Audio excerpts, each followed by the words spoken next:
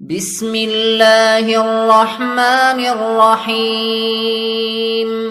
تبارك الذي بيده الملك وهو على كل شيء قدير، الذي خلق الموت والحياة ليبلوكم أيكم أحسن عملا وهو العزيز الغفور، الذي خلق 7 سماوات طباقا ما ترى في خلق الرحمن من تفاوت فارجع البصر هل ترى من فطور ثم ارجع البصر كرتين ينقلب إليك البصر خاسئا وهو حسير، ولقد زينا السماء الدنيا بمصابيح وجعلناها رجوما للشياطين وأعتدنا لهم عذاب السعير، وللذين كفروا بربهم عذاب جهنم وبئس المصير. إذا ألقوا فيها سمعوا لها شهيقا وهي تفور تكاد تميز من الغيظ، كلما ألقي فيها فوج سألهم خزنتها ألم يأتكم نذير؟ قالوا بلى قد جاءنا نذير فكذبنا وقلنا ما نزل الله من شيء إن أنتم إلا في ضلال كبير.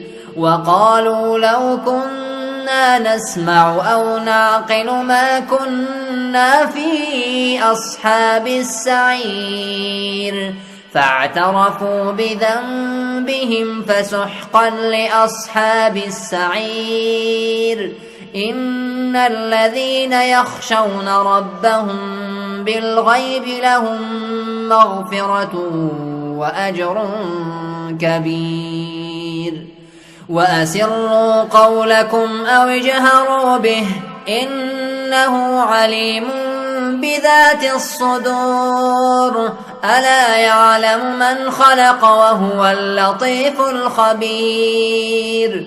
هو الذي جعل لكم الأرض ذلولا فامشوا في مناكبها وكلوا من رزقه وإليه النشور. أأمنتم من في السماء أن يخسف بكم الأرض فإذا هي تمور، أم أمنتم من في السماء أن يرسل عليكم حاصبا فستعلمون كيف نذير. ولقد كذب الذين من قبلهم فكيف كان نكير. أولم يروا إلى الطير فوقهم صافات ويقبضن ما يمسكهن إلا الرحمن إنه بكل شيء بصير. أمن هذا الذي هو جند لكم ينصركم من دون الرحمن إن الكافرون إلا في غرور. أمن هذا الذي يرزقكم إن أمسك رزقه بل لجوا في عتو ونفور. أفمن يمشي مكبا على وجهه أهدى أمن يمشي سويا على صراط مستقيم. قل هو الذي أنشأكم وجعل لكم السمع والأبصار والأفئدة قليلا ما تشكرون.